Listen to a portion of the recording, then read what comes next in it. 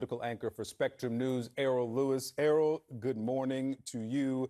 Happy Election Eve. Let's start with this new poll from the Des Moines Register showing that there is no clear leader here, but a poll that found a 4-point advantage for Trump several months ago now shows a 3-point advantage for Harris, but that's within the margin of error. So we see that as no clear leader. Trump won Iowa by comfortable margins in 2016 and 2020. What's your reaction and analysis of what we're seeing now? Good morning, Victor. The momentum and the change is what really got everybody's attention. Your viewers should know that this is not just any old poll. This is considered a platinum standard of polling. It's only for Iowa. They are very meticulous. They have an excellent track record. Over the last 20-odd years, they've only missed a couple of times, and they're usually within 2% of the final vote. So this is considered extremely reliable. What's really remarkable here, if you look through it, Victor, is that it shows that independent women who are neither terribly partisan, not too much Republican, not too much Democrat, are breaking towards Harris. And it's that trend that probably has the Trump camp most worried. If independent women in the Midwest, in a reliably Trump region, are breaking towards Harris, it might not just be Iowa. It might also be Michigan. It might also be Wisconsin. It might also be Pennsylvania. And so this is really seen, it's kind of electrified a lot of the political world overnight as a harbinger of Harris doing very, very well in the Midwest. Yeah, Wisconsin's right next door. I've got a Trump supporter who's going to be up a little later this morning. I'm going to ask him about what that portends for that swing state. Let's talk about what the former president was talking about yesterday. And he's been, his campaign and allied campaigns and super PACs, I should say, have spent tens of millions of dollars on.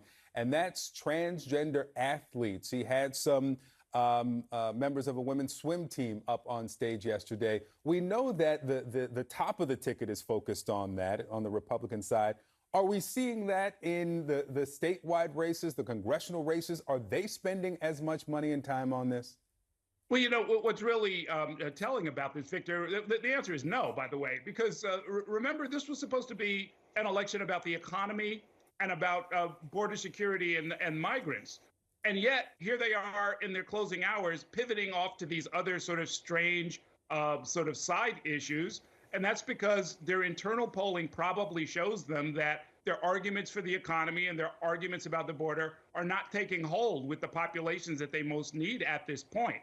And so they're sort of raising these scare questions about, you know, people eating pets and, you know, transgender issues and who's in the locker room with your daughter and things like that.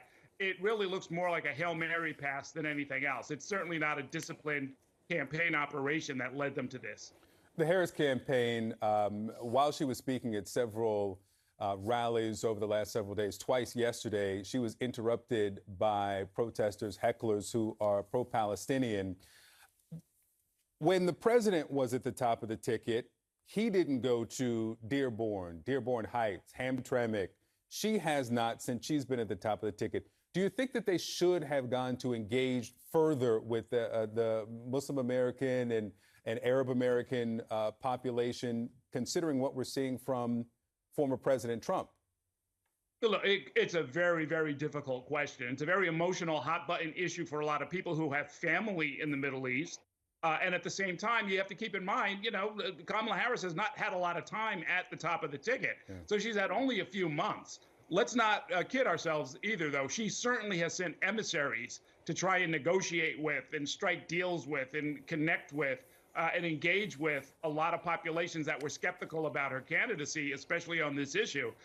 It doesn't look like there's a successful resolution that has worked for some of the activists.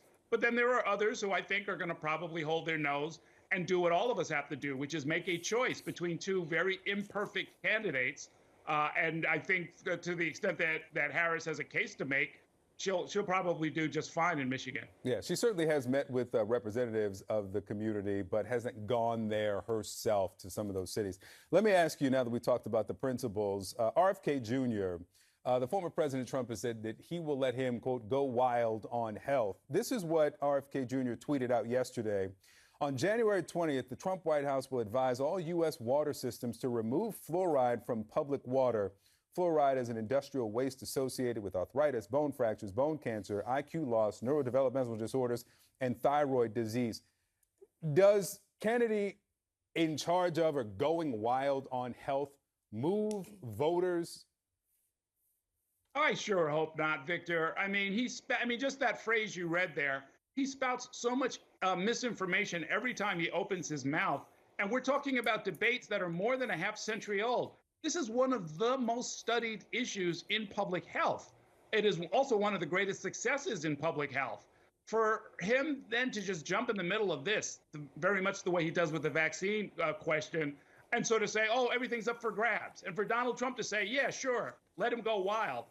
Very, very irresponsible. Won't get him any votes whatsoever. I mean, the conspiracy theory vote, I think, is already locked down for RFK, and they're going to do whatever he says. That's why he's at 2 or 3% in most polls.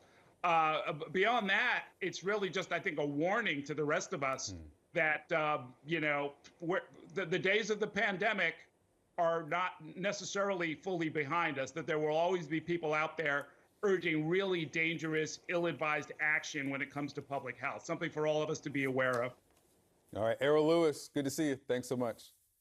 Be sure to tune in for CNN's special coverage of Election Night in America. It starts Tuesday at 4 p.m. right here on CNN.